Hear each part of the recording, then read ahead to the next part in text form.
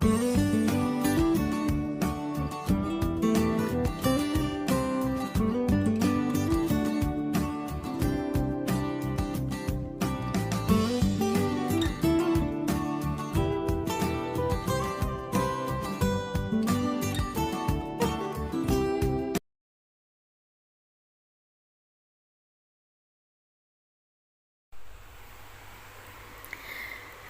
menunggu jawaban Jarana, Daren kembali merebahkan tubuhnya di atas ranjang. Berkali-kali dia sudah menguap karena rasa kantuk sudah menyerang. Bahkan, suruhan sholat yang sempat dilontarkan Jarana tidak digubrisnya.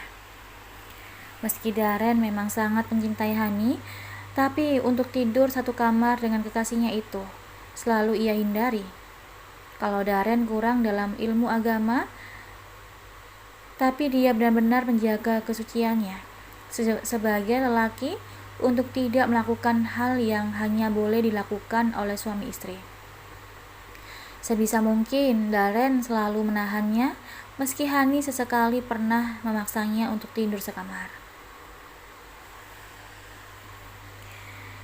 Kalau mau tidur, jangan dekat-dekat, ujar Daren saat merasakan ada pergerakan di atas ranjang. Jarana memang sudah naik ke atasnya dan berbaring di ujung ranjang. Beruntung ranjang di hotel itu berukuran king size, jadi mereka bisa tidur berjauhan. Jarana di ujung sebelah kanan dan Daren di ujung sebelah kiri. Sementara di bagian tengah ada guling yang membatasi tidur keduanya. Dengkuran halus sudah mulai terdengar dari mulut Daren. Sementara Jarana, dia sama sekali tidak bisa memejamkan matanya. Perkataan Daren tadi terus terngiang-ngiang di telinganya, membuatnya dilanda resah dan gelisah.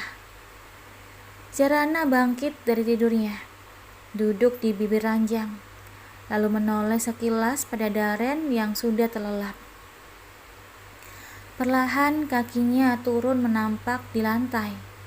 Wanita bermata coklat itu menatap jam dinding. Sudah menunjukkan pukul 10 malam. Ia kemudian berjalan, mengambil cangkir, menyeduh teh beraroma melati yang sudah disediakan di hotel. Gegas Jarana membawa cangkir berisi teh itu ke balkon kamar hotelnya. Sampai di balkon, Jarana meletakkan cangkirnya di atas meja kecil. Wajahnya menengadah menatap indahnya langit malam itu. Bulan sepotong, melengkung indah, membuat langit tak begitu terang. Bintang-bintang bertaburan, mengeluarkan sinarnya yang berkelap-kelip. Melihat semua itu, tiba-tiba mata Jarana memanas. Ia teringat sang ayah yang kerap mengajaknya menatap langit bersama-sama, menggelar tikar di halaman rumahnya sambil menikmati pemandangan malam, membiarkan angin malam memanjakan tubuh mereka berdua.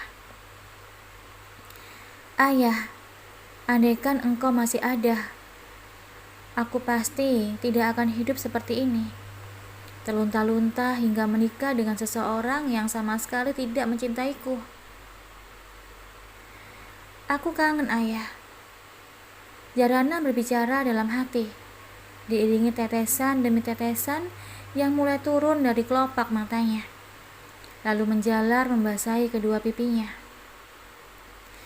Jarana mengusap kedua sudut matanya dengan ujung jilbab, lalu duduk di kursi, mengambil cangkir, menyesap teh melati yang masih hangat, suam-suam kuku. Hati Jarana sedikit tenang. Dari dulu, dia memang menyukai segala sesuatu yang beraroma melati, termasuk teh. Ia melupakan sejenak masalah yang sedang menimpanya, memilih menikmati teh itu sambil memandangi suasana Bali di malam hari, menatap lampu-lampu yang terlihat berkilauan di bawah sana dari tempatnya yang lumayan tinggi. Setelah cukup lama, menikmati hembusan angin di balkon kamar hotel. Zarana kembali ke dalam kamar, lalu merebahkan tubuhnya setelah melirik jam menunjukkan ke angka 11 malam. Sudah cukup larut, sedangkan besok ia harus cepat-cepat bangun untuk melaksanakan sholat tahajud, seperti kebiasaannya selama ini.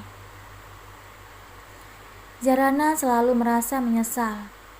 Andaikan sholat tahajudnya terlewat, ia merasa itu adalah momen istimewa dengan Tuhannya. Ia bisa mencurahkan apa saja kepada Robnya. Itu di sepertiga malam. Bukan berarti di waktu lain tidak bisa. Hanya saja jika di sepertiga malam lebih khusyuk dan tenang. Perlahan kelopak mata Zarana tertutup. Beberapa saat kemudian, ia benar-benar terlelap masuk ke dalam mimpi. Sementara di kamar satunya lagi, tempat Hani berada, wanita itu masih terjaga, meski malam telah larut. Gadis bertubuh tinggi ramping itu asik memainkan gawengnya, bercanda ria dengan teman-temannya, atau menanggapi godaan para laki-laki buaya yang masuk ke akun media sosial miliknya. Ya, sebagai seorang model, pergaulan Hani memang sangat luas dan terbilang bebas. Tak sedikit penggemarnya yang berlainan jenis yang tergila-gila pada gadis cantik dan seksi tersebut. Dengan alasan itulah, Darren begitu bangga menjadi kekasih Hani, memiliki wanita yang dipuja banyak kaum Adam. Alarm yang sebelumnya sudah di-setel di HP milik Zarana berbunyi tepat pukul 3:30 dini hari. Zarana membuka matanya yang masih terasa lengket, bangun kemudian mematikan alarm. Ia menoleh kepada Darren yang menutup telinganya dengan bantal karena terganggu dengan suara alarm itu. Meski dingin dan kantuk menyerang, tak menyurutkan niat Zarana untuk melaksanakan sholat tahajud. Zarana berjalan ke kamar mandi untuk mengambil air wudhu, kemudian melaksanakan sholat malam 11 rakaat dengan khusyuk. Ia pasrahkan pikirannya kepada pemilik kehidupan, tak ingin urusan dunia sedikit pun berkelebat dalam sholatnya. Selesai sholat, Zarana langsung berzikir, menggunakan jari-jarinya sebagai pengganti tasbih.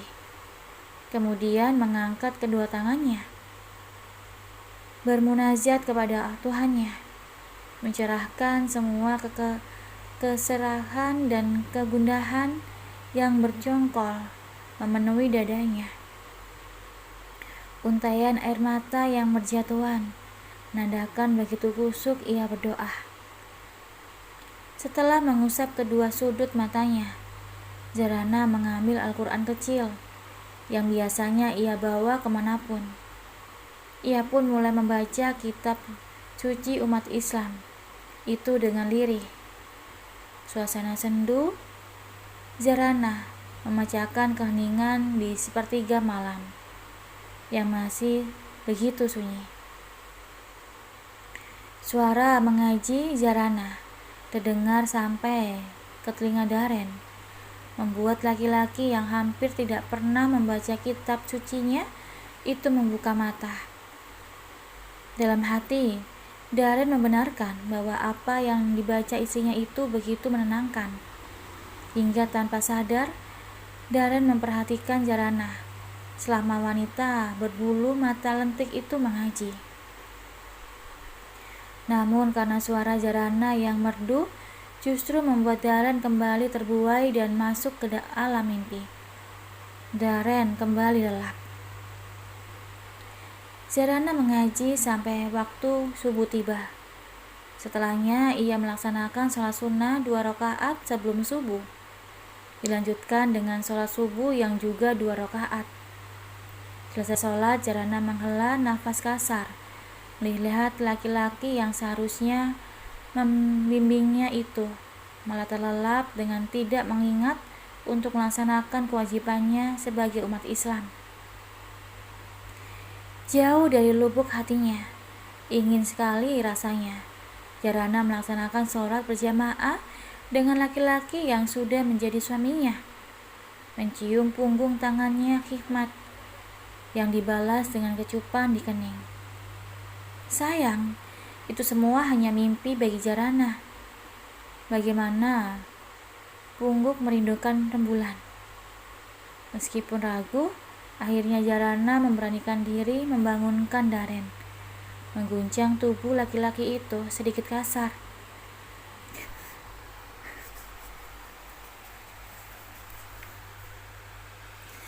Dengan berat, Daren membuka mata, kemudian menatap Jarana dengan penglihatan yang masih buram.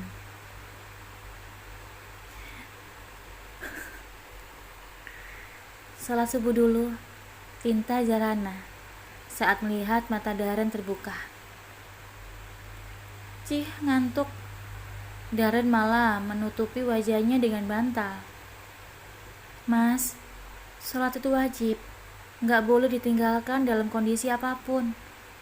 Memangnya mas gak kasihan sama mama, sama papa yang ikut menanggung dosa kamu karena melalaikan kewajiban umat muslim? Mereka ikut berdosa loh, akan ikut disiksa. Jarana mencoba membujuk Daren dengan menjual kedua orang tuanya. Mudah-mudahan saja Daren tergerak hatinya. Karena sejauh yang Jarana tahu, Daren sangat menyayangi kedua orang tuanya itu. Mendengar perkataan Jarana, hati Daren sedikit tersentuh. Namun, lagi-lagi ia mengabaikan nasihat Jarana. Bukan karena tak ingin melaksanakan sholat. Hanya saja Daren lupa dengan bacaan setiap gerakan sholat. Namun ia terlalu malu untuk mengakuinya pada Jarana. Tidak mungkin ia harus berterus terang kalau dia tidak hafal bacaan sholat. Bisa-bisa dia ditertawakan oleh Jarana, pikir Daren. Melihat tak ada pergerakan dari tubuh Daren, Jarana menyerah. Dia memilih kembali naik ke atas kasur, kemudian berbaringkan tubuhnya. Matanya sudah sangat berat karena kurang tidur semalaman. Jadilah baru beberapa detik kepala wanita yang mengenakan jilbab itu langsung tertidur. Dalam lelapnya, samar Jarana mendengar seseorang yang sedang mandi. Perlahan matanya terbuka, menoleh ke tempat Daren tidur. Sudah tidak ada. Berarti Daren sudah bangun dan sedang mandi. Pantas saja, karena waktu sudah merangkak pagi. Jam menunjukkan pukul 6:30. Jarana pun bangkit, rentangkan kedua tangannya dan meregangkan otot-otot tubuhnya yang terasa kaku. Matanya tertuju pada pendar cahaya yang keluar dari ponselnya, menandakan ada pesan masuk pada ponselnya. Lekas ia mengusap gawainya. Ternyata pesan dari Mama Sarah. Jarana pun segera membukanya. Selamat pagi sayang, sudah bangun? Gimana tidurnya semalam? Baju yang dari mama dipakai enggak? Jarana membaca deretan huruf yang dikirim mertuanya. Ia bingung harus menjawab apa. Selamat pagi juga, Ma. Jarana sudah bangun, tidurnya nyenyak sekali semalam. Mama sama papa gimana hari ini? Kirim, hanya itu yang Jarana tulis. Tanpa membalas pertanyaan tentang baju yang dimaksud sang mama. Baju dinas malam yang biasa dipakai para istri di malam hari. Bagaimana mungkin Jarana bisa mengenakannya? Sedang di hadapan Daren saja, dia masih mengenakan baju panjang lengkap dengan jilbab lebarnya. Pesan kembali masuk ke HP milik Jarana. Jarana kembali membukanya. Syukurlah kalau begitu. Mama sama papa baik. Mama sama papa udah gak sabar nunggu kabar baik dari kalian. Kalian mau jalan-jalan kemana hari ini? Zara tidak tahu, Mah. Terserah Mas Jaren saja. Mama sama papa juga jaga kesehatan ya. Jarana memang sangat menyayangi kedua mertuanya itu.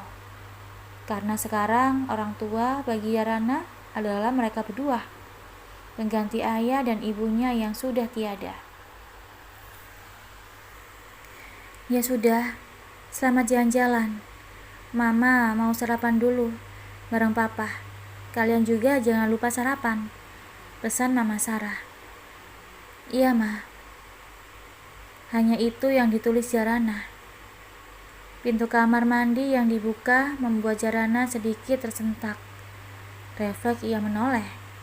Terlihat Daren baru saja keluar dari kamar mandi dengan hanya menggunakan handuk sebatas perut, hingga penampakan dada yang bidang dan ditumbuhi bulu-bulu halus. Jarana langsung mengelas seiring debaran di dadanya yang kian meningkat. Ia grogi, kikuk, berdebar, semuanya bercampur menjadi satu. Ia merasa jadi serba salah, padahal tidak ada yang salah dari yang dilihatnya. Daren adalah suaminya, lelaki yang halal untuknya. Demi mengurangi debaran di dadanya yang masih kuat, Jarana buru-buru masuk ke kamar mandi, tanpa melirik Daren lagi yang sedang memacut di depan cermin. Jarana menutup pintu kamar mandi, kemudian tersadar, menetralkan pacuan jantungnya yang menghentak. Ini untuk pertama kalinya Jarana melihat laki-laki setengah telanjang, tanpa memakai apapun termasuk kaos singlet yang biasanya digunakan Daren. Harusnya aku tidak menoleh, gumam Jarana sambil menutup wajahnya dengan kedua tangan. Walau mau sarapan bareng, buruan mandi. Gedor pelan pada pintu kamar mandi diiringi suara bariton Daren membuat Jarana buru-buru beranjak. Jarana membasuh seluruh tubuhnya dengan shower yang mengalir hangat, memberikan kenyamanan pada seluruh badannya yang memang kaku. Sialnya, karena terlalu grogi tadi, Jarana lupa membawa handuk, hingga ia kebingungan untuk mengeringkan tubuhnya. Jarana panik, ia malah mondar-mandir di dalam kamar mandi. Udah belum? Daren bersuara lagi, seolah sudah kesal menunggu istrinya itu keluar dari kamar mandi. Sudah, Mas, tapi Jarana bingung untuk melanjutkan ucapannya. Tapi apa? Lelet banget sih, mandi aja lama. Kayak Tuan Putri aja, padahal tetap burik juga. Gerutu Daren kencang. Aku lupa bawa handuk, teriak Jarana dari dalam. Bisa tolong sodorin, tapi jangan ngintip, lanjutnya. Ah, nyusahin aja sih. Mau mandi pakai lupa bawa handuk segala, ketus Daren sambil mengambil handuk dari tempat penyimpanannya. Daren mengetuk pintu kamar mandi. Perlahan Jarana membukanya dan mengguyurkan tangannya untuk mengambil handuk.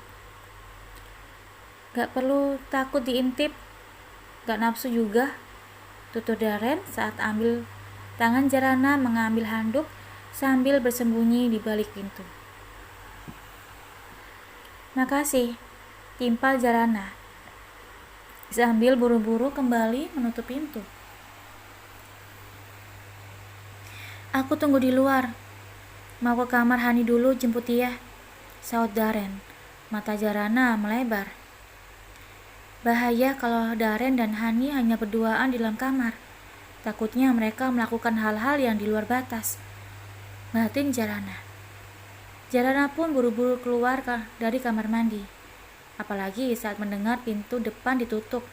Ia segera berganti pakaian, lalu berdandan seadanya. Seperti biasa, tak lebih dari 10 menit, Jarana sudah siap.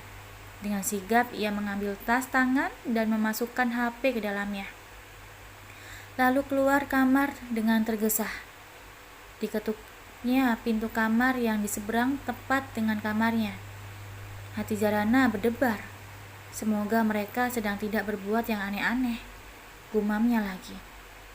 Tak berselang lama, pintu kamar terbuka. Darren sendiri yang membukanya. Keningnya berkerut. Cepet amat prosesnya. Oh iya, lupa. Kamu kan gak bisa dandan. Cukup pakai baju kurung, pakai kain panjang yang di kepala itu. Apa namanya? Beres. Dedeknya. Jilbab, Mas. Jawab Jarana memberitahu. Iyalah, terserah. Timpal Darren cuek, lalu berbalik menoleh ke arah Hani yang sedang sibuk memoles wajahnya. Sudah siap, sayang? Tanyanya. Sudah, tinggal pakai lipstik, saut Hani yang sedang memoyongkan bibirnya siap dipoles itu. Akhirnya Hani pun keluar dengan dandanan yang membuat mata Jarana hampir tidak berkedip. Tentop putih dipadukan rok merah muda di atas lutut, menampilkan lekukan demi lekukan di setiap tubuhnya. Juga memperlihatkan kemulusan kulitnya. Rambutnya yang sebawa bahu digerai indah. Jarana menelan ludah. Sebagai seorang perempuan, dia saja begitu tergoda untuk terus menatap makhluk Tuhan paling indah di hadapannya. Apalagi laki-laki sekelas Darren. Sayang, tubuh seindah itu dan semulus itu harus diobral dan digratiskan untuk ditonton banyak orang. Kelamaan bengong, Jarana sampai tidak menyadari kalau Darren dan Hani sudah berjalan cukup jauh. Gegas kaki Jarana melangkah, cepat menyusul keduanya. Berjalan menuju lantai atas, tempat mereka akan sarapan. Saat sampai di rooftop, terlihat banyak orang sudah memenuhi kursi yang disediakan sambil menyantap menu sarapannya masing-masing. Jarana mengedarkan pandangan, mencari tempat yang kosong, sekaligus nyaman. Setelah menandai satu tempat di pojok sana, Jarana mengambil sarapan berupa setangkup roti yang diolesi selai kacang, ditambah segelas susu putih. Hanya itu, ia membawa nampan berisi roti dan susu itu ke tempat yang sudah ditandai tadi. Tidak mengikuti Darren dan Hani yang sudah duduk berdua di sebelah depan. Cukup jauh darinya. Jarana memilih duduk sendiri. Tak ingin lagi menyaksikan kemesraan demi kemesraan yang selalu dipertontonkan oleh kedua orang yang bukan mahram tersebut. Dengan demikian, hatinya sedikit lebih tenang dan sesak di dadanya perlahan mengendur. Cukup lama Jarana berada di lantai paling atas hotel tersebut. Meskipun sarapannya sudah tandas sedari tadi, tapi ia ingin menikmati dulu hawa sejuk udara pagi dari ketinggian gedung ini. Membiarkan rasa hangat dari pancaran sinar matahari langsung menembus kulitnya. Saat sedang berdiri menikmati hangatnya sinar mentari, Darren tiba-tiba menghampiri dan mengajaknya untuk segera turun. Meski masih betah, mau tidak mau, Jarana tetap mengikuti suami beserta kekasihnya itu. Dia belum berani kelayapan sendiri. Apalagi ia cukup asing dengan yang namanya lift hingga takut tidak bisa kembali ke kamarnya. Hari ini aku mau jalan-jalan sama Hani, tutur Darren saat mereka sudah sampai kembali ke kamarnya. Kamu gak perlu ikut, lanjut Darren tegas. Seketika nyali Jara ciut. Padahal sebelumnya Ia sudah berniat untuk tetap mengikuti kemana suaminya pergi dengan Hani. Tapi mas, aku harus ngapain di kamar sendirian? Tanya Jarana. Aku juga mau ikut. Lanjutnya lagi dengan wajah memelas. Tak apalah, kali ini ia merendahkan dirinya. Yang penting masih bisa memantau laki-laki yang sudah sah menjadi suaminya itu.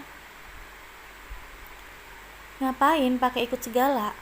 Gangguin orang pacaran aja. Gerutu Daren sambil merogoh gawai dari saku celana yang dipakainya. Halo? Lo masih di sana? Tanya Daren pada seseorang saat telepon tersambung. Ini gue udah di lobi hotel, lagi menuju kamar lo. Jawab Ipan, sahabat Daren. Syukur deh, buruan sini. Tita Daren sambil menutup panggilan telepon. Kamu gak perlu khawatir, kamu bebas mau pergi kemanapun. Tutur Daren pada Jarana. Kening Jarana mengerit. Maksud mas apa? Tapi aku belum hafal daerah Bali, gak berani keluar sendirian. Jawab Jarana. Tenang, mulai hari ini ada seseorang yang akan menemani kamu kemanapun kamu mau pergi. Kurang baik apa aku coba? Saud Daren sambil menyunggingkan sebelah bibirnya.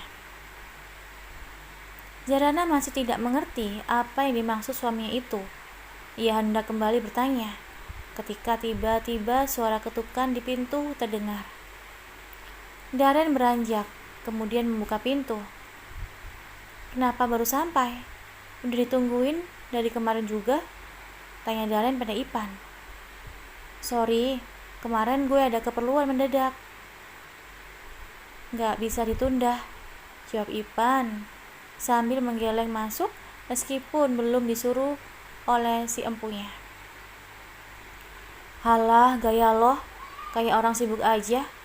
Timpal Daren yang diikuti tawa membahana dari mulut keduanya. Sementara Jarana masih menerka-neka. Siapa pria-pria yang baru saja datang dan masuk ke kamarnya itu? Kenalin, ini sahabatku, Ipan. Mulai sekarang, dia yang akan menemani kamu selama ada di Bali. Tutur Daren. Mata Jarana membulat mendengarnya. Mana mungkin suaminya tega membuat istrinya sendiri justru ditemani laki-laki lain yang bukan mahramnya.